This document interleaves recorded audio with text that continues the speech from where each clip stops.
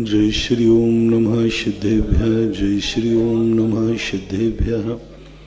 सर्वमंगलमांगल्यं सर्वकल्याणकारकं प्रधानं सर्वधर्माणां जैनं जयतु शासनं जैनं जयतु शासनं। पंच परमेष्ठी भगवान की जय। आचार्य श्री गुरुवर कुंद कुंद महाराज की जय। आचार्य श्री गुरुवर विद्यासागर जी महाराज की जय। परम पूज्य निर्यापक श्रवण मुनि श्री सुधा सागर जी महाराज की जय। अपन को अपने आप में अपन को दो चीजें समझना है। एक तो स्वयं को समझना है कि मैं क्या हूं, मैं हूं भी कि नहीं हूं। क्या हूं तो ये तो बात की बात है। पहले यह निर्णय करें कि मैं हूं कि नहीं हूं। सबसे बड़ी कमी ये चल रही है कि अपन को यही मालूम नहीं है अभी कि मैं हूं या नहीं हूं। क्या हूं, कहाँ हूं, कैसा हूं, ये तो बात की बात है। पहले ये तो निर्णय करें कि तुम अपने आप में हो कि नहीं हो, अस्तित्ववान हो कि नहीं, तुम्हारी कोई अस्तित्व है कि नहीं, तुम्हारी कोई सत्ता है कि नहीं, और उस सत्ता की अनुभूति तुम्हें हो रही है या नहीं हो रही है। व्यक्ति सारी दुनिया की सत्ताओं को जानता है, स्वयं की सत्ता नहीं जानता। मैं आपसे पूछता हूं, आपके परिवार के लोग आपके जन्म के पहले थे या नहीं थे? बोलो। आपके मरने के बाद आपके परिवार के लोग रहेंगे कि नहीं? आपका मकान भी आपके बाद रहेगा कि नहीं? आपके घर में या नगर में कहीं पेड़ है, वो आपके पहले था कि नहीं, आपके बाद? नदी आपके नगर के पास में है, वो नदी पहले थी और बाद में रहेगी कि नहीं? आकाश के तारे तुम्हारे पहले थे, तुम्हारे बाद? ऐसी कौन सी वस्तु है जो तुम्हारे पहले नहीं थी और बाद में नहीं रहेगी?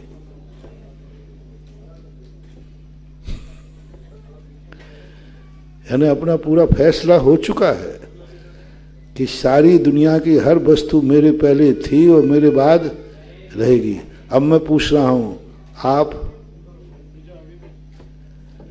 आप जन्म के पहले थे और मरण के बाद रहोगे? बस महाराज यही घोटाला है। सबको कह दिया तारे आकाश में मेरे पहले भी थे, बाद में भी है, पक्का निर्णय है एकदम। ये मकान मेरे बाद मरने के बाद भी रहेगा, ये भी निर्णय है। परिवार के लोग सब दुनिया रहेगी, अकेला मैं मरूंगा। अकेला हमें मरने की अनुभूति हो रही और दुनिया के अस्तित्व की अनुभूति हो रही है। कैसी विचित्र बात। सारे दुनिया की हर वस्तु मुझे महसूस हो रही है कि ये रहेगी, अस्तित्ववान है, अस्तित्वमान है। लेकिन अपनी अनुभूति हो रही कि मैं अस्तित्वमान नहीं हूं, मैं मर रहा हूं। सारी दुनिया जी रही है, सारी दुनिया जीवंत है, सारी दुनिया जयवंत है। हीन भाव दीन भाव से बहुत ऊपर उठ जाएंगे, खुशी और आंसू से हम बहुत ऊपर उठ जाएंगे। हम वो महाशक्तिमान बन जाएंगे कि सारी दुनिया में यदि कोई शक्तिमान है तो मैं। फिर कुछ उल्टा होगा, सारी दुनिया मिट रही है, मैं अमर हूं। एक भूल सुधारना बस। कैसे काटू? जब एक जनरल व्यक्ति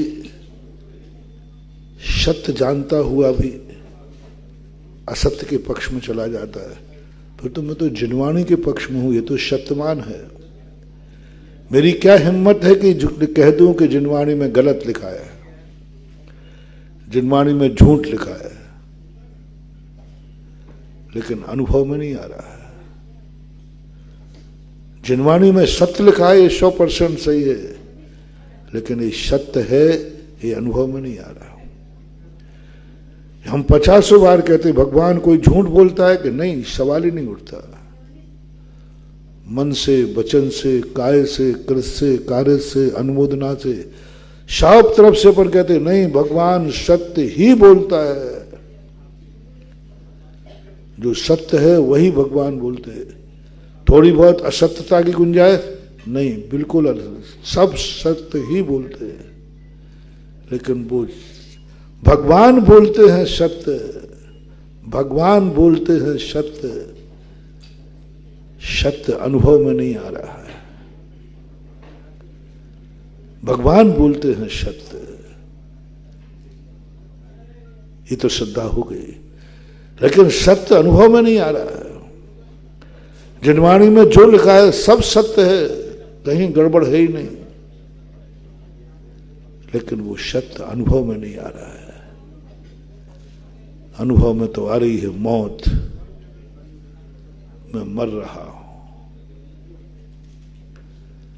मेरा जीवन खत्म हो रहा है।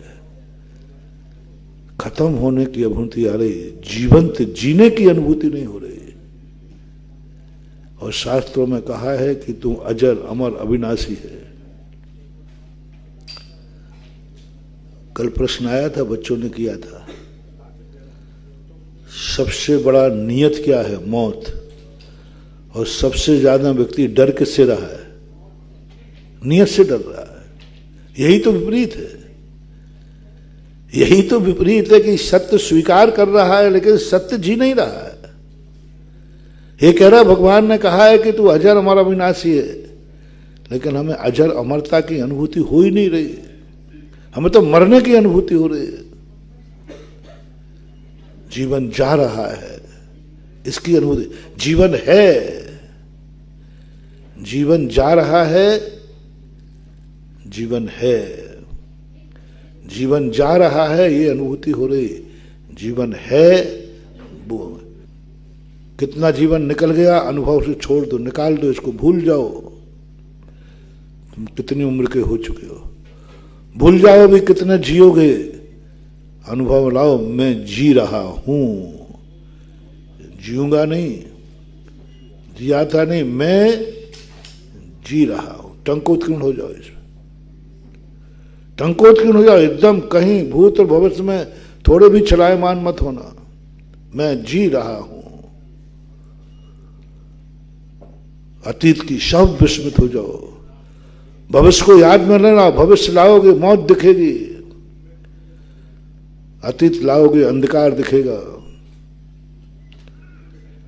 अतीत को सोचोगे विषाद होगा, भविष्य को लाओगे पता नहीं क्या भविष्य आ जाए। कई लोग व्यक्ति अतीत को देखकर रोते रहते, मेरा ऐसे दिन थे, मेरे ऐसे दिन थे, उसने ऐसा किया था, उसने ऐसा किया था। ये रामायण अपन भूलते ही नहीं। किया था कसाय कब हुई थी? 10 साल पहले, और कसाय अनुभव में अब आ रही, उसने ऐसा किया था, मैं कैसे भूल जाऊं? उसने ऐसे किया था, मैं कैसे भूल जाऊं? उसने था और हम है में रह गए। उसने किया था और हम कह रहे हैं मैं कैसे भूल जाऊं, उसने मेरे साथ ऐसा दुर्व्यवहार किया था, कैसे भूल जाऊं? ये हमारी कमजोरी सबसे, इसी को बोलते हैं अनंतानुबंधी कषाय, इसी को बोलते हैं कसाय का वासना काल। अब कसाय नहीं है, हम भी जान रहे, उसने गाली दी थी, दे नहीं रहा है, लेकिन हम भूलना ना भूलने के कारण हमें अनुभव में आ रहा है, मैं कैसे भूल जाऊं उसने मेरे साथ क्या व्यवहार किया, क्या दुशब्द बोले, कैसा किया, मैं कैसे भूल जाऊं? था और है जब जुड़ जाता है, इसको बोलते वासना काल। 6 महीने तक की कसाय का वासना काल कैसे कहा? कुछ नहीं है, वो तो घटना घट चुकी। 6 महीने के बाद भी वो घटना घट चुकी, जा चुकी, लेकिन उसको है की अनुभूति हो रही है।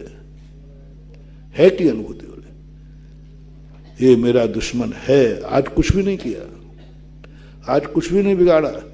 6 महीने पहले उसने हमारे साथ कुछ किया था, अब वो जब भी दिखेगा तो ये मेरा दुश्मन था या है, देखने के बाद। 6 महीने पहले घटना थी, वर्षों पहले घटना थी, अपने साथ कुछ भी किया था। अनुभूति में देखना, उसको देखते ही क्या भाव आएगा, ये मेरा दुश्मन है, था कि है। आज तो कुछ भी नहीं कर रहा है, आज तो कुछ भी नहीं बोल रहा है, कुछ भी विकल्प भी नहीं, वो भी भूल गया, वो भी भूल गया, बिल्कुल भूल गया कि तुम्हारा कौन था, पहचानना भी भूल गया। लेकिन हमें याद है ये मेरा दुश्मन है। बस इसको बोलते हैं कषाय का वासना काल। अब तुम कितना भी कुछ करते रहना, आपको वही पाप का बंध हो रहा है जो 6 महीने पहले हुआ था और 6 महीने तक निरंतर हो रहा है, निरंतर हुआ। और जिंदगी के अंतिम समय तक भी यदि हमारे मन में होना है ये मेरा है, था या है। मैं इसको और सरल करता हूं, हम साधु के ऊपर घटाते हैं। साधु के कोई माँ बाप होते हैं या नहीं कि आकाश से आते हैं? बोलते नहीं हो, होते हैं? हाँ, पूछ लेता हूं, कोई क्या पता भाई, होते हैं। परिवार भी, मकान भी, गांव भी, सब होता है, पक्का है। अब वो सब गांव आ गया, परिवार आ गया, सब कुछ आ गया। हम इस समय वो थे और मुझे अनुभव है ये परिवार वाले हैं। अब बोलो मेरा गुणस्थान क्या होगा? थे कि नहीं? अब थे को मैं है में बदल रहा हूं। यदि थे की अनुभूति हो रही कि ये मेरा घर था, ये परिवार थे, ये माता पिता थे, ये भाई बंधु थे, ये दोस्त यार थे में थे की अनुभूति हो रही तो कोई बाधा नहीं, वो तो होगी। ये मत समझना कि साधु बनने के बाद व्यक्ति सब कुछ भूल जाता है, पर अनुभूति किसकी लाना? थे, कोई बाधा नहीं है। कसाय की वासना काल नहीं है, मोह नहीं है, ये तो ज्ञान की विशेषता है। ज्ञान की विशेषता है कि वो अतीत को याद रखे हुए, स्मृति को कहां भेजेंगे, वो तो धारणा बन चुकी है। लेकिन थे तो थे की अनुभूति करो। थे की अनुभूति होती है साधु को, होती है, सब होती है। ऐसा बुद्धू इतना बुढ़क्कड़ नहीं है कि जिस गांव में जन्मा उस गांव को देखते गए हम तो जानते ही नहीं, पता ही नहीं है। मुनि बनते ही क्या है, इतना भुलक्कड़ हो जाता है? नहीं, स्मृति में है, स्थान है, सबको एक एक चीज याद है। बस अनुभूति ये करना है मेरा था, मेरा था कि बात पकड़ना महानुभाव, बहुत स्थूल बात है। जहां अपन लोग फेल हो रहे हैं, जहां अपना सारा किया कराया माटी में मिल रहा है, हम इतनी सी भूल न कर रहे हैं। थे मुनिराज को आई अनुभूति, आएगी, पक्का है। ये जो मुनिराज कहे नहीं मैं तो अब पहचानते ही नहीं, भूल गया हो, ये झूठ बोल रहे हैं। ऐसा होते ही नहीं, आएगा याद, स्मृति बराबर जाएगी। स्मृति कोई नाबालिग अवस्था में छोड़ा है कि बालक बन के छोड़ा है? सब कुछ बहुत छोटे महीने नाबालिग में छूट गया कि बालक बन के छूटा है? बालक बन के छूटा है, सब याद है, सब नाम पूछ लो, नाम बता देंगे। महावीर से पूछ लेना कि महावीर भगवान आपकी मम्मी का नाम क्या था। और यदि ये पूछ लो महाराज आपकी मां का नाम क्या है, महावीर मौन हो जाएंगे। मौन तो थे, हम तो वो भाषा बता रहे हैं। यदि ये पूछा थे, महाराज जी सही बताना ये आपकी मां थी कि नहीं? क्या पूछा? थी कि नहीं? तो क्या बोलेंगे महाराज? थी क्या बोलने की बात है? बात क्या है? ये घर था, ये मकान था, और बोले महाराज जी आपकी मां, ये मां है क्या? बस अब मौन हो जाए। हाँ हाँ ये मेरी मां है, खत्म हो गया मामला। वस्तु वही है कि बदल गई? थे और है में अंतर समझ लेना। थी, सब कुछ थी, नरक भी था, निगोद भी था, त्रियंत, सब कुछ था। क्या क्या नहीं था मेरा? क्या क्या नहीं था? पंच परावर्तनों के अनुसार देखो तो सारा 3 लोक मेरा था।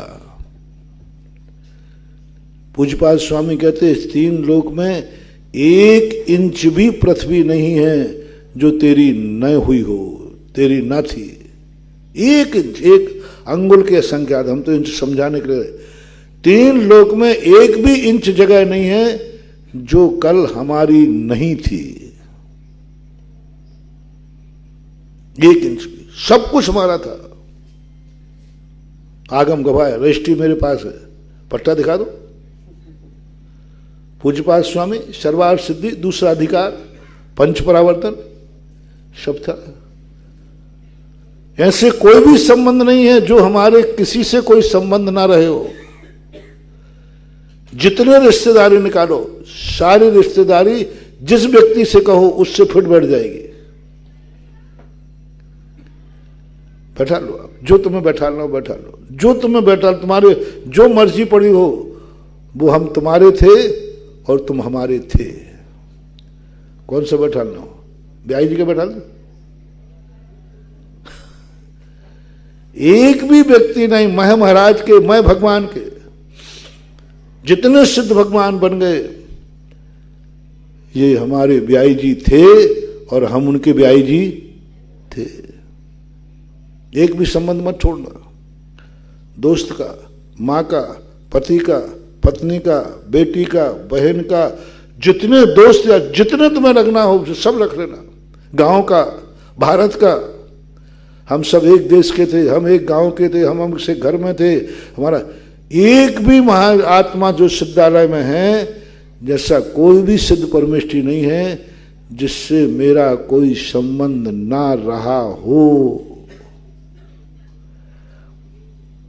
और मुनि महाराज से भी आपके सब संबंध थे। तुम कभी मेरी मां थी, कभी मैं तुम्हारी मां था, कभी तुम मेरे पिता थे, कभी मैं तुम्हारा पिता था। कार्तिकेय परीक्षा में 18 नातों की कथा कहकर के ऐसा रहस्य खोला है उन्होंने।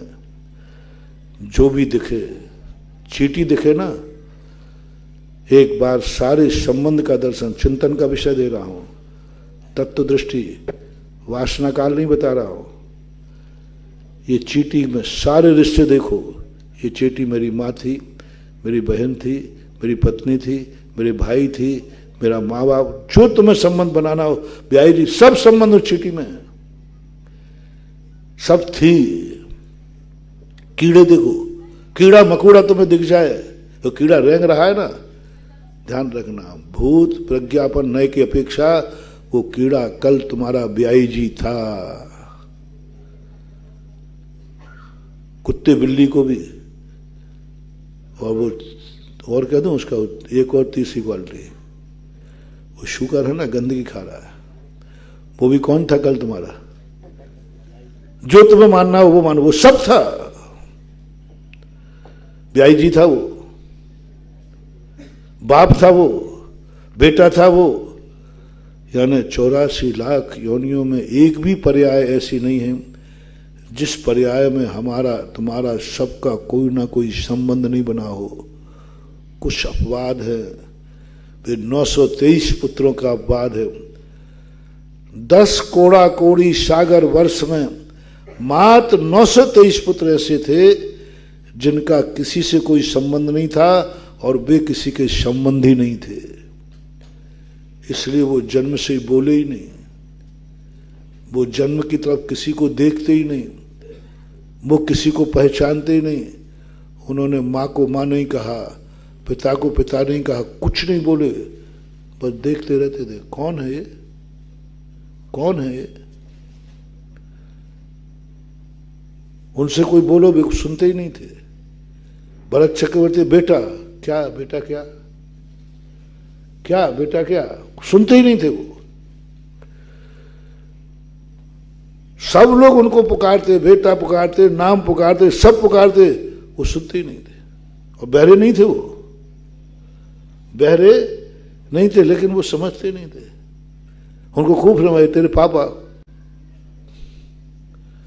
पशु को अपन समझाएं तो वो कुछ नहीं समझते। जिंदगी में कभी उन्होंने कोई बात सुनी नहीं, कुछ बोली नहीं, किसी को देखते ही नहीं थे, किसी से मतलब ही नहीं था। उनसे कोई कितना भी प्रेम करे, राग करे, कितना भी करे, उनको किसी से कोई मतलब नहीं था, उनको भाव नहीं आता था। भरत चक्रवर्ती घबरा गया, भगवान के समोसन बोले, भगवान आप तो कहते हो चक्रवर्तियों के गूंगे और बहरे विकलांग नहीं होते, हमारे एक नहीं 923 गूंगे हैं, बोलते नहीं, सुनते नहीं, ये क्या बात है? क्या ये भी हुंडा और सर्पिंग की देन है? ऋषभदेव कहते हैं, हे राजन, हे चक्री, वो गूंगे नहीं हैं, बहरे नहीं हैं, उनके जन्म जन्म से कोई किसी से संबंध हुए ही नहीं है। जब बालक किसी की तरफ देखता है तो उसको पूर्व संबंधों की याद आती है। बाहर बालक को आप देखना, पालने में पड़ा पड़ा हंसता रहता है, तुम कभी अकेले में नहीं हंसते, कोई बात सुन के हंसोगे, कुछ देखे, और बालक बिल्कुल अकेला, कुछ नहीं, बन हंस रहा है, हंस कुछ नहीं रहा, उसे पूर्व की बातें याद आ रही है, स्मृति आ रही है, हंसता रहता है, अकेला में रोता रहता है। अब वो किसको याद करे, किसको रोए, किसको तो देखें, कौन देखे, कुछ नहीं। उनके किसी से संबंध नहीं हुए हैं, उन्होंने पंच परावर्तन नहीं किया है, इसलिए ऐसा हो रहा है। वो बहरे गूंगे नहीं हैं। शमोशन में ले गए, किसी से कुछ नहीं बोला, पूछा नहीं, भगवान की तरफ देख के बस एक ही शब्द बोले, दीक्षाम देही। बस जिंदगी में एक बाक मात्र, एक बाक बोले, जिंदगी में बोले ही नहीं, फिर कभी बोले नहीं, बाद में भी नहीं बोले, अनादिकाल से कभी बोले नहीं। कैसे जी में देखो, अनादिकाल से कभी बोले नहीं और अनंत काल में कभी बोले नहीं, बस एक शब्द बोले। कैसे जी में देखो, अपन कितने बोल चुके, एक शब्द बोले, दीक्षाम दे। बस दीक्षा देने के बाद मौन धारण कर लिया, केवल ज्ञान प्राप्त करके मोक्ष कर लिया। लेकिन ये जीव कितने हैं? अरबों असंख्यातों जीवों में एक कोड़ा कोड़ी सागर, 10 कोड़ा कोड़ी सागर वर्ष में असंख्यात मनुष्य जन्म लेकर मर जाते हैं। उनमें 923 हैं, बाकी सब के कोई ना कोई संबंध है, कोई ना कोई संबंध है, सबके संबंध है। लेकिन अनुभूति यदि इन सबकी स्मृति है, शास्त्रों से है, साक्षात देखने में आ रही है, बस एक शब्द लगा दो, थे, कोई घाटा नहीं है। बोलो, एक कीड़ा कल मेरा ब्याई जी था, अब पलट दो थोड़ा सा, मैं वहां ले जा रहा हूं जहां तुम कितनी मूर्खता कर रहे हो। बोलो, एक कीड़ा तुम्हारा ब्याई जी था कि नहीं? आगम ने क्या दिया? बोलो ना, आगम क्या गवाही दे रहा है? था। अब तुम था तो था को है में बदल दो, हिम्मत हो तो, कि अब मेरा ब्याई जी था कहने में आपको ऐतराज नहीं हुआ? था कहने में आपको कोई बुरा तो नहीं लगा? हमारा था होगा। अब मैं कह रहा हूं ये है। महाराज जी आप थोड़ा ठीक से बोलिए, हमारी पूजन कीड़े मकोड़े हमारे ब्याई जी हैं क्या? अब आप कबूल नहीं करोगे, कुत्ते बिल्लियों को कबूल नहीं करोगे, पेड़ पौधों को कबूल नहीं करोगे। है शब्द आप, मैं जबरदस्ती कराऊं, बोले महाराज है तो नहीं तो था। हाँ, ये बात आपकी मान लेते हैं, चलो।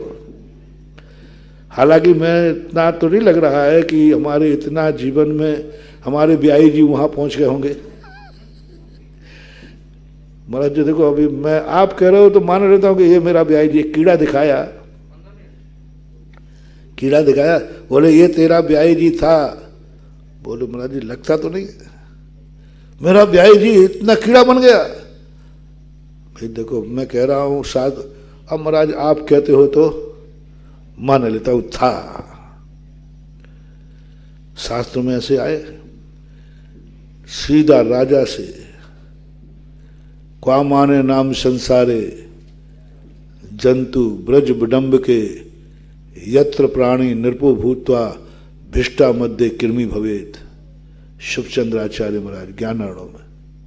हो सकता है ये सब हो रहा है, लेकिन अब ये तो तुम मान लोगे महाराज, आप कहते हो तो मान लेता हूं।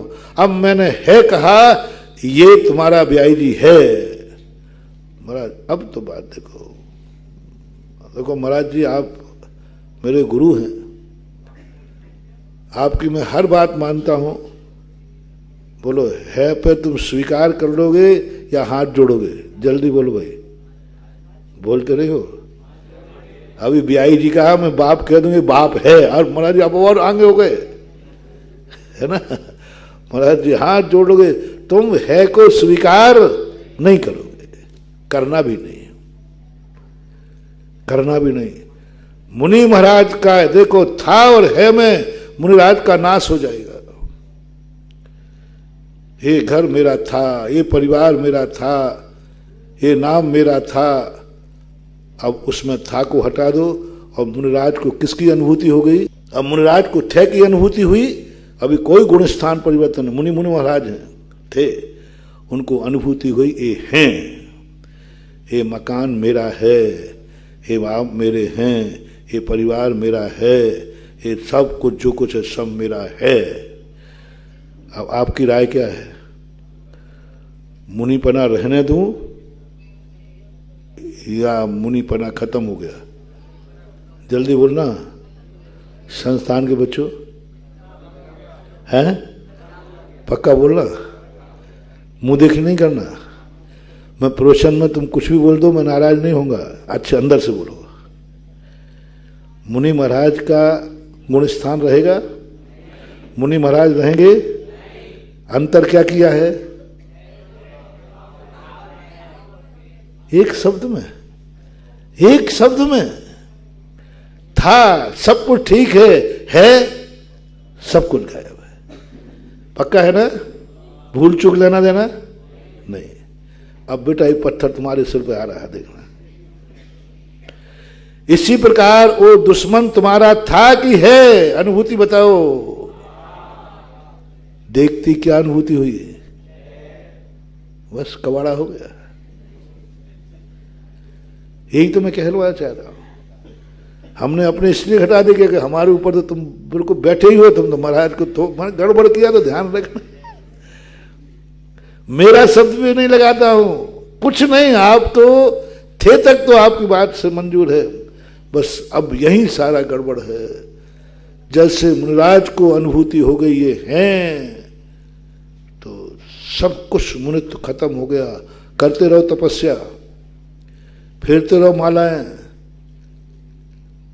खूब स्वाध्याय करते रहो, खूब प्रवचन देते रहो, खूब जो कुछ करना है करते रहो। तुम्हें था को तुमने है में बदल दिया। यही बात पूज्यवर नेमी चंद महाराज गोमट सार के अंदर सारे जगत से कहते हैं। ये कौन है? इसने क्या किया था? 10 साल पहले मेरा बहुत बुरा किया था, इसने बहुत बुरा बोला था, मेरा सर्वनाश कर दिया था। तो उसको देखो तुमने, ये दुश्मन था पक्का है, ये दुश्मन था पक्का है, लेकिन दुश्मन को देखते ही झूठ मत बोलना। अनुभूति किसकी हुई? तुरंत मैं पूछूंगा ये कौन है? मुंह से क्या निकलेगा? है, ये मेरा दुश्मन है महाराज, ये मेरा दुश्मन है। कब दुश्मनी की थी? वो तो 10 साल बाद की बात है, लेकिन तुम्हें अनुभूति उसको देखते ही है कि आई कि थे कि आई? है कि आई। बस हमारी अनंतानुबंधी काल चल रहा है कि अनुभूति, है कि अनुभूति मेरा दुश्मन है ये, और था 10 साल पहले था, लेकिन हमें निरंतर है कि जब जब वो दिखेगा, जब तक उसकी स्मृति आएगी, जब जब तुम नाम सुनोगे, तुम्हें अनुभूति ये मेरा दुश्मन है। कोई नाम लेगा, मालूम उस गांव में एक व्यक्ति रहता, अरे वो तो मेरा दुश्मन है। नाम सुनते ही अपन भड़क उठेंगे, वो तो मेरा दुश्मन है। यहां तक कि मरने के बाद भी तुम, वो फलाना व्यक्ति मर गया, अरे वो तो मेरा दुश्मन है। तो ये है कि जो अनुभूति है, इसकी अनुभूति अतीत की मत करो। जो निकल चुका है उसमें है न लाओ, सब बर्बाद हो जाओगे। जो अभी है नहीं, इस पे भी लगा लीजिए। भविष्य में कौन किसका क्या बनेगा, गारंटी। महावीर का जीव आदिनाथ के कुल में जन्म लेने के बाद 8 करोड़ बार गधा बना है। तो भविष्य में तुम कुछ भी बन सकते हो। तो क्या भविष्य में कहने को तैयार हो, मैं यह हूं। भविष्य में गधा बनेगा, बन सकते हो कि नहीं? बोलते नहीं हो। अरे पढ़े लिखे विद्वान हो रे भाई, शास्त्री हो, शास्त्री। कोई भी, अपन सब के सब कोई भी हो, भविष्य में कोई भी व्यक्ति गधा बन सकता है कि नहीं? जोर से बोलो। और अब इसको है में बदल दो ना, गधा हो। भविष्य की तो आपने कह दी, हाँ महाराज जी तो हो सकता है कभी भी। जब हमारी आदिनाथ का पोता गधा बन सकता है, तो अपन लोग किस खेत की मूली है। 11वें गुणस्थान बढ़ते मुनिराज जब नरक को निगोद में जा सकते हैं, तो फिर कौन सी बड़ी बात है? फिर तो कौन सी बड़ी स्थिति है? कौन सी बड़ी स्थिति है? बन सकते हैं। अब तुमसे कह रहा हूं, बन सकते हो, और सकते हटा दो। अब मैं कहता हूं तुम गधा हो। नहीं, नहीं, बर्दाश्त नहीं, अनुभव में नहीं आएगा। बस यही तो मैं 3 दिन से कह रहा हूं। अतीत की पर्यायों को लेके बैठे हो, जो पर्याय मिट चुकी है उसमें है कि अनुभूति हो रही। जो पर्याय उत्पन्न नहीं हुई है उनकी कल्पनाओं में हम डूबे हैं। वर्तमान में टंकोत्कीर्ण हो जाओ। वर्तमान में जो है वही है। वर्तमान में जो है वही है। ना कल का भरोसा, ना आज का। हमें वर्तमान में है। वर्तमान में कौन क्या है, इतने यदि तुम संबंध बना लो तो नरक को त्रियंच गति से बच जाओगे। अपन त्रिकाली संबंध बनाते हैं, तात्कालिक नहीं। त्रिकाली संबंध कसाय में आएगा, और तात्कालिक संबंध परिस्थिति नहीं, व्यवस्था में आएगा। कल कहा था ना मैंने, तुम समस्याओं से कभी उबर नहीं हो पाओगे, क्योंकि तुम्हें बहुत कुछ याद रहता है। तुम्हारी सबसे बड़ी भूल है। समस्या से तुम कभी नहीं उब पाओगे, क्योंकि तुम्हें भविष्य की बहुत कल्पनाएं करना आता है। और अतीत और अनागत हमारी जिंदगी की सबसे बड़ी समस्या है। हम जिंदा रह रहे हैं, हमें मौत की अनुभूति हो रही है। मैं मर रहा हूं।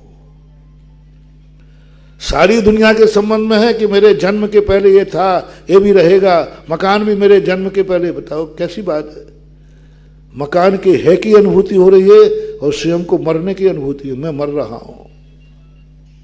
कहां मर रहे हो तुम? शास्त्र की बातों को हमारे जीवन की पर्याय बन जाए। नहीं, मैं जी रहा हूं। हम ऐसा बावलापन हो रहा है, मैं मर रहा हूं, मैं मरूंगा नहीं। मरूंगा की अनुभूति हो जाए तो चल जाएगा। क्या अनुभूति रही? मैं मर रहा हूं, मैं मर रहा हूं। कहां मर रहे हो? पर वही बच्चा वाले बालक ने, एक बच्चे ने कहा, पापा ने कहा, बेटा चुप रह जा, तू हल्ला बहुत कर रहा है, मैं सो रहा हूं। तो बेटा कहता है, पापा जब तुम सो रहे हो तो बोल कौन रहा है? सो रहे हो आप तो बोल कौन रहा है? ऐसे तुम जब मर रहे हो तो ये बोल कौन रहा है? मरने वाला तो बोलता, मरने वाला तो सोचता नहीं है। कौन सोच रहा है? हम जिंदा सोच रहे हैं, इसी का नाम भूत है। मरा है नहीं और कहता मैं मर रहा हूं, इसी को भूत कहते हैं। मरने के बाद वाला भूत तो अलग है, हम तो जिंदा में भूत है। अनुभूति वह एक क्षण बढ़ती, एक समय बढ़ती, अनुभूति करो। समस्याएं, हमने जो प्रवचन प्रारंभ में कहा था ना, जिंदगी में तुम कभी समस्या से उरल नहीं होगे, समस्याएं कभी खत्म नहीं होंगी, पर्याय कभी नष्ट नहीं होगी। और पर्याय की तरफ दृष्टि गई तो कुंद कुंद स्वामी कहते मूड है, तो पर्याय ही खत्म करो ना, वो नहीं कर सकते तुम। वस्तु की व्यवस्था है, वो तो व्यवस्था है, खत्म कैसे हो जाए? अब व्यवस्था तुम्हारे लिए समस्या बन रही है, व्यवस्था तुम्हारे लिए समस्या बन रही। कल कहा था, ये जो पुलिस की चौकी लगाई गई है रोड पे, ये क्या है? बोलो, क्या है? व्यवस्था। अब देखो समस्या बन रही है, तुम्हारे गाड़ी में 2 नंबर का माल है, अब वो चौकी क्या बन गई?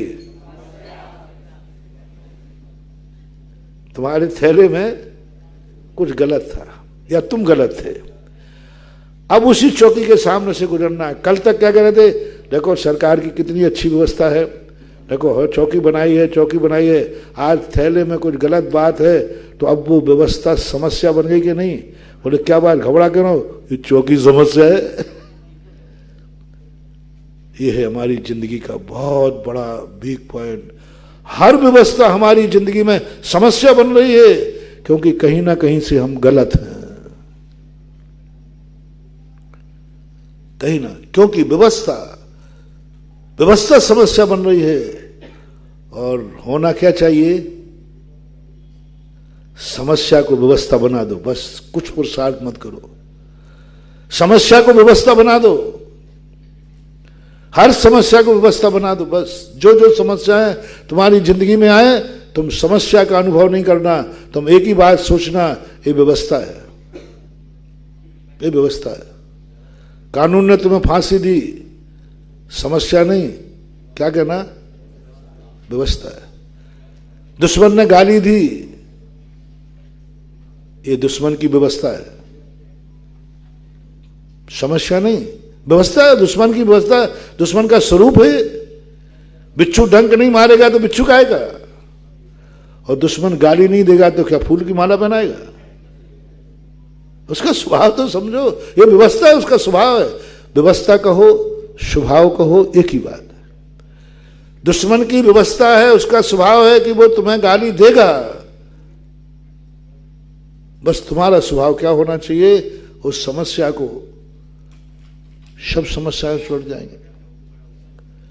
आज मानसरोवर के अंदर एक बहुत बड़ा मानसरोवर है जयपुर के अंदर, वो मानसरोवर नहीं, कैलाश पर्वत वाला वरुण पथ में एक मंदिर वहां बना, बहुत अच्छा मंदिर बना था। हाँ, शिलान्यास, लेकिन उसमें इतनी समस्या आई, जो कल व्यवस्था में लगे थे वही समस्या बन गए, जो कल व्यवस्था में लगे थे वही समस्या बन गए, जो मुझे ले गए थे वो समस्या बन गए, जिन्होंने मेरी व्यवस्था की थी श्रीफल चढ़ा के ले गए। हाँ, ऐसा कभी बहुत कम होता है, लेकिन हुआ। जो मुझे ले गए, आचार्य के बाद आशीर्वाद लेने गए, आचार्य के बाद आशीर्वाद लेने गए, लेके आ गए, मुझे ले गए, मुझे बिहार कराया, रास्ते में सारी व्यवस्था की, और पता नहीं क्या उनकी कमेटी में आपसी में राग द्वेष हुआ कि वो समस्या बन गए। इतनी समस्या बनी, इतनी व्यवस्थापक, दुश्मन नहीं, दुश्मन नहीं, व्यवस्थापक, परम भक्त जो ले जा रहा, वो ऐसी समस्या बना, ऐसी समस्या बना कि कल ध्वजारोहण और आज कोर्ट में पहुंच गया। अरे मैंने कहा भगवान क्या बात है, 8-15 दिन का समय हो तो कुछ निपटा लो, समय ही नहीं, समय ही नहीं। और समस्या बने जबल व्यवस्थापक यदि अपना व्यक्ति यदि दुश्मन बनता है तो बहुत खतरा है महानुभाव। बामी के सांप से उतना खतरा नहीं है। आस्तीन का सांप अपना ही भाई यदि दुश्मन बन जाए तो वो मिटा देता है, पता नहीं क्या क्या कर लेते अपना यदि व्यक्ति बन जाए तो।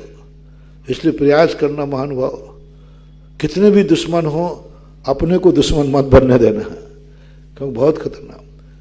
मैंने कौन कौन है क्या वो देखो पूरी लिस्ट। अरे मैंने कहा यही तो आचार्य जी बात गए, यही मेरे लिए गए, यही सब व्यवस्था कर रहा है, और आज वो खड़ा हो गया, नहीं पंचकणा नहीं हो सकता, पदों को लेकर झगड़ा हो गया। अब मेरे सामने मीटिंग हुई तो मैं सारे पद उनको देता और पंचकणा का अपन करते, लेकिन अब वो उनकी रहती।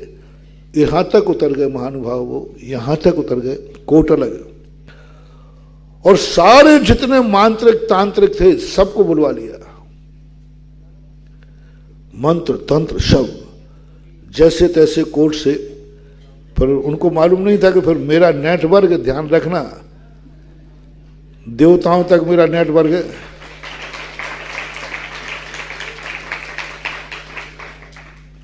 तो गोदा जी थे, बहुत काम के व्यक्ति थे, बहुत बड़ी शक्ति थी। जैन समाज की कहो या राजस्थान की तो सबसे बड़ी शक्ति, हर मुसीबत में हर परिस्थितियों में खड़े होने वाला व्यक्ति एक ही शख्स था, राजेंद्र गोदा। क्या जो देखो वही उनके दरवाजे पर हर व्यक्ति काम आते थे। आज उनका अभाव पता नहीं कितने बार खटकता है। कुछ भी करो, कुछ चिंता की बात नहीं थी, मैं भी निश्चिंत रहता था। गोदा जी हैं, वो फील्ड वर्कर थे, वो छोटे बड़े का उनको कोई भेद नहीं था। वो धरती के आदमी थे, आकाश के नहीं, धरती के आदमी थे। बड़े आदमी होते उनसे छोटे मोटे काम नहीं होते, बड़े आदमी से बड़े काम तो हो जाते, छोटे मोटे काम नहीं होते। वो तो छोटे काम भी करते थे, बड़े भी करते थे, बहुत बड़ी शक्ति। उनको हम बैठे ही था, मैंने कहा ऐसी समस्या आई, 5-6 घंटे के अंदर सारी कौन कोर्ट है, कौन मजिस्ट्रेट है, क्या है, सब करके और कोर्ट को ठंडा, कोर्ट को ठंडा किया। रात भर में मंत्र तांत्रिक आ गए, और जहां पंचकर्णा होना था वहां एक मटके में हड्डी, सूकर के बाल, कांच, वो तंत्र विद्या जो करते हैं।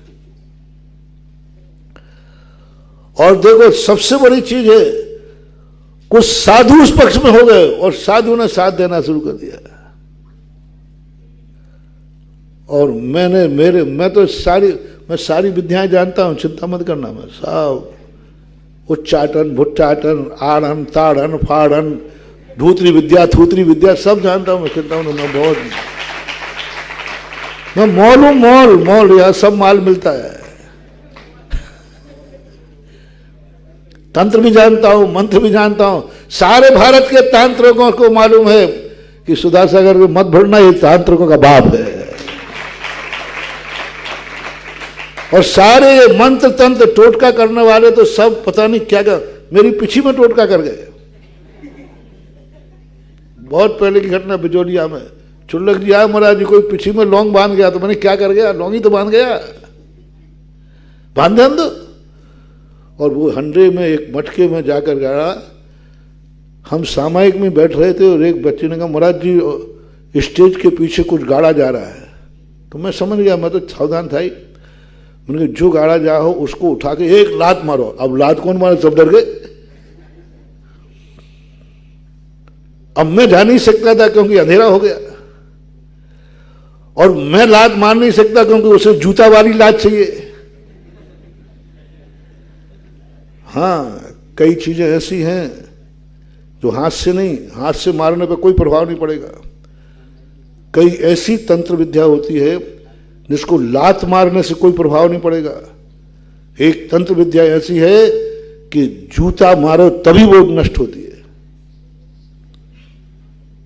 और जूता भी हाथ से नहीं मारना है, पहन के स्वयं के जूते से मारो। अब मैं तो सब समझ गया, मैंने कहा कि मैं अंधेरे में पीछे लगा के चला भी जाऊं। महावीर का जानते थे कि किसी दिन जूता मार देगा ये, तो उसने जूते का त्याग करा दिया। हमने कहा वहां पहुंच भी जाऊंगा तो जूता तो पहनना पड़ेगा, जूता पहन के मारना है। मैंने 8-10 बच्चे थे, एक बच्चा नाम नहीं बताया, उसने हिम्मत की, बोले महाराज जी कुछ होगा नहीं। मैं तो खड़ा हूं, तू चिंता मत कर। और वो जूता पहन के गया और मटके में जैसे ही लात मारी, लटका और सारा सामान बिखर गया, और जिन्होंने किया था उनको खूनी दस्त चालू हो गया। नाम नहीं बता रहा हूं, यथार्थ घटना है। और रात में वो भागे, जयपुर से भागे 20 किलोमीटर जाकर रुके, तब उनके दस्त बंद हुए, खूनी आंव चालू हुई। क्योंकि ये विद्या ऐसी होती है, यदि सामने वाला उस विद्या को नकार दे तो जिसने विद्या भेजा है वो कहता है तुमने मेरा अपमान किया है, मैं तुम्हें बर्बाद कर दूंगा। नियम है, ये जितनी उच्चाटन विद्याएं होती हैं, यदि सामने वाले ने उनका अपमान कर दिया तो जिसने फेंका उसका नाश कर देगी। तूने मुझे अपमान करा है, ये अपमान सहन नहीं करते। और उनको तो जूता पड़ गया था। ये वो पंचकणक हुआ ठाठ से। मैंने लोगों का महाराज जी अब क्या होगा, मैंने कि हर समस्या को व्यवस्था मानो। और आज देखिए उस समस्या को व्यवस्था माना जो वास्तविक रूप से सबसे शुरू में राजेंद्र गोदा और गहलोत ये शिलान्यास के लिए मेरे ले गए थे। और जो लोग पहले जुड़े थे वे आज उसका कलशारोहण कर रहे हैं। इस समय मंदिर का एक बहुत बड़ा भवन बनाया उन्होंने, बहुत बड़ी सुंदर। सब बीच में आए चले गए। फर्स्ट इंप्रेशन इज, जिन्होंने उस मंदिर की नींव रखी थी, क्या नाम, महावीर है ना, नहीं महावीर एक और है, वहीं बाण सरोवर का उनकी टीम थी। हाँ, उसने उस बात के, उसने उस गहलोत को लाए थे, मैं लाया था, गया था, और गोदा जी सब उसके। और वो ही आज बोले महाराज जी आप तो लाइव में आशीर्वाद दे देना, वहाँ बहुत बड़ा फंक्शन चल रहा है और मानसरोवर वाले भी ये बात सुन रहे हैं। आज वो मंदिर पूरे जयपुर का एक अच्छा मंदिर बना। पूरे जयपुर का आज एक बहुत बड़ा भवन उन्होंने तैयार किया। आज उसका लोकार्पण है। लेकिन आज हर समस्या, जितनी भी समस्याएं वरुण पथ में आई, वे हर समस्या आज व्यवस्था बन करके और अच्छा कार्य करे, व्यवस्था बन गई। मैंने उनको एक ही कहा, समस्या को समस्या मत मानना। दुश्मन जो कुछ कर रहा है वो दुश्मन की व्यवस्था है, समस्या नहीं। उसका स्वभाव है, उसका नेचर है। क्योंकि वो भगवान के लिए कुछ कर ही नहीं रहा थे, वो तो पदों के लिए कर रहे थे। कुछ लोग होते हैं जो धर्म के लिए कुछ नहीं करते, महाराज को कुछ नहीं करते, वे जो काम करते हैं पद के लिए करते हैं। पद पर बैठा दो तो काम करेंगे और पद से हटा दो तो वही दुश्मन बन जाएंगे। पद पर रहेंगे तो काम करेंगे, वही काम करेंगे। मुझे तो हर मंदिर का अनुभव है, वही कमेटियां जो काम करती हैं और पद से हट जाने के बाद वही विरोध में। इसलिए मैं कमेटियों पर कभी विश्वास नहीं करता, क्योंकि आज ये भक्त हैं, इसलिए मैं कभी कोई कमेटी काम करता हूं ना, बोले महाराज हम आपके ही तो भक्त हैं, देखो नहीं, मैं तो दस्तखत करा तो अंगूठा और लगवाता हूं, अंगूठा लगा दे भाई। क्योंकि काम तो जब तक होना है, शायद तू कमेटी में नहीं रहे तो कल के दिन बदल जाए तो। ऐसा हुआ, बहुत बार हुआ। अपनी व्यवस्था बनाओ, सबका अपना अपना लक्षण है। पर्याय को जानो, गुण को जानो, द्रव्य को जानो, बस फिर क्या करो, फिर उसके बाद कहो बंद उच्छेद। यदि बंद के लक्षण को नहीं जानोगे तो तुम कभी बंद से कभी उच्छेद हो ही नहीं पाओगे। और बंद को जानोगे तो सदा है, मैं इसलिए कह रहा हूं, समस्या को व्यवस्था बना लोगे तो मैं तुम्हारी समस्या नहीं सुलटा रहा हूं, मेरी समस्या सुलझा जाएगी, मेरा आशीर्वाद सफल हो जाएगा, आशीर्वाद की व्यवस्था हो जाएगी। मानसरोवर वालों, आज तुमने हर समस्या को समस्या न मानकर मेरी बात मानते रहे। आज मेरे आशीर्वाद की व्यवस्था है, मेरे आशीर्वाद की व्यवस्था है कि जहां ये हाथ उठे वहां सफलता मिलना चाहिए। ये आशीर्वाद की व्यवस्था है, आशीर्वाद की समस्या नहीं, आशीर्वाद की व्यवस्था है। मैंने इस आशीर्वाद में हर व्यवस्था को स्थापित किया। कैसी भी समस्या आए, तुझे व्यवस्था बनाना है। मैं समस्याओं को और कुछ नहीं करता, मैं करता धरता कुछ नहीं हूं। मैं समस्याओं को व्यवस्था बना देता हूं, बस मामला सब ठीक बैठ जाता है। और तुम्हें मालूम है मैं कितने रिक्सी कार्य करता हूं। कोई आदिनाथ भगवान का तलघर खोलना कोई हंसी मजाक है क्या? हंसी मजाक है क्या? पागल हो रहे हैं सब लोग, महाराज होगा क्या? माने कि वही होगा जो मंजूरे। हर व्यक्ति डरा हुआ है, हर व्यक्ति डर रहा है, क्या होगा महाराज, कैसे होगा, क्या होगा? समस्या को व्यवस्था बनाओ, व्यवस्था बनाओ। वो पानी की मशीन बंद हो गई, मैंने कही नहीं, समस्या नहीं है, अरे व्यवस्था है कि कोई पैंच गिर जाएगा तो बंद हो जाएगी, ये मशीन की व्यवस्था है। अपनी एक आंख फूट जाए तो अपन को दिखना बंद हो जाएगा, ये समस्या है कि व्यवस्था है? क्योंकि आंख रहेगी तो दिखेगा, आंख नहीं रहेगी तो नहीं दिखेगा, ये व्यवस्था है। अपन उसको समस्या मान लेते। आज देखो चांदखेड़ी का पांड्या परिवार कोई साधारण कार्य नहीं कर रहा है, बहुत बड़ा कार्य कर रहा है। आशा रानी के भाव जो यहाँ के हुए, हाँ, और नरेश जी वैद्य जी ने उनको जो बात कही, तो क्योंकि वैद्य जी से जुड़े हुए, मेरे से भी जुड़े हैं, ऐसी बात नहीं है मेरे से जुड़े हैं, लेकिन हमसे हर व्यक्ति से बात करने में डर लगता है, कर नहीं पाते। और इतना बड़ा निर्णय किया है तुम्हारे जीवन में, बहुत बड़ा निर्णय हुआ। लेकिन यहाँ जो भी समस्या है, हर समस्या व्यवस्था में बदल जाएगी। और मानसरोवर की आज हर समस्या, आज मैं उनको यहाँ से आशीर्वाद देता हूँ कि उन्होंने मेरे आशीर्वाद को समस्या नहीं बनने दिया, व्यवस्था बना दी। और आज वहाँ आशीर्वाद, सारा जयपुर कह रहा है आशीर्वाद की व्यवस्था है।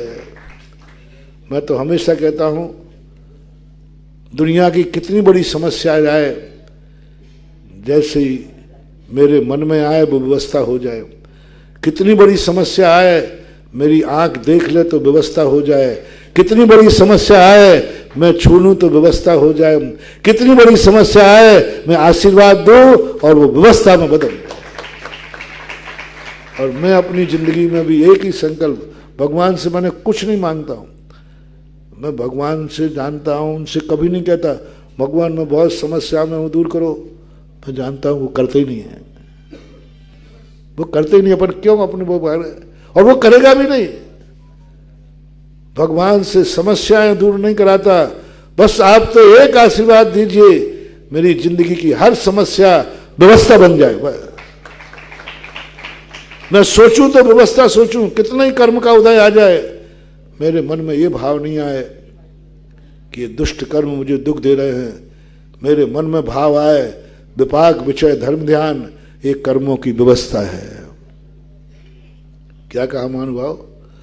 कर्म उदय में आया, अशुभ कर्म उदय में आया, बस कर्म को दोष मत देना। मैंने एक बार 1 हफ्ते प्रवचन दिया था, 3 बातें कभी मत करना।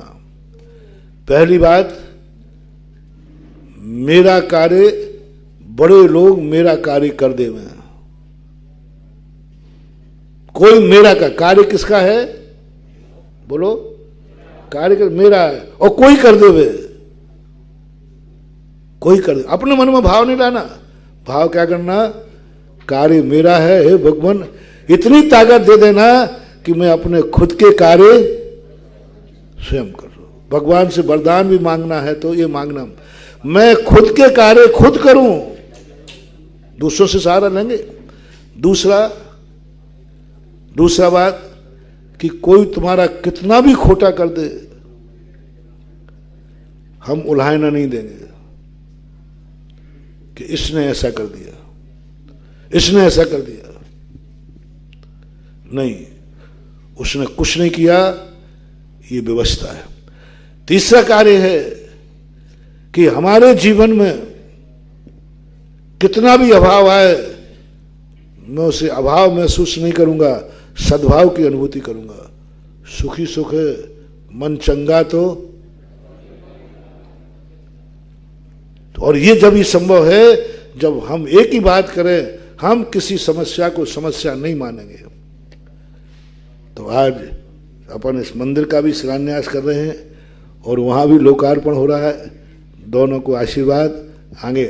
और आज एक बहुत बड़ी कानपुर वाले है ना, कानपुर वाले के, और देखो मैं सही काम क्या मानता हूँ, मैं क्षेत्र पर मेरे रहते हुए धर्म कार्य का कभी अंत मत मानना। जिस क्षेत्र पर मैं जाता हूं, चांदखेड़ी आया था, सब महाराज लोग गवाए हैं। महाराज इस बार पहली बार चांदखेड़ी में शांति से आपके साथ बैठ सकूंगा, क्योंकि हर क्षेत्र पर जाते थे कोई ना कोई योजना थी। महाराज उनका अब तो चांदखेड़ी में तो कोई काम है ही नहीं। इन लोगों ने खूब पहले सोच लिया होगा, हाँ वहाँ जगह इतनी सी है, जो काम थे वो पहले सब हो चुके, वहां तो कोई काम का सवाल ही नहीं है। महाराज उन्होंने कहा था, महाराज शांति से चांदखेड़ी में इस बार पहली बार मशीन की खटखट सुनाई नहीं पड़ेगी, क्योंकि वहां कोई काम है ही नहीं। और मैंने भी यहाँ कहा था, मैंने कि हाँ एक बार पहला चतुर्मास होगा जिस चतुर्मास में कोई कार्यक्रम है ही नहीं। और कमेटी भी निश्चित थी। कमेटी कहते महाराज जी आप तो बस चलो शांति से बैठना, वहां कोई काम नहीं है।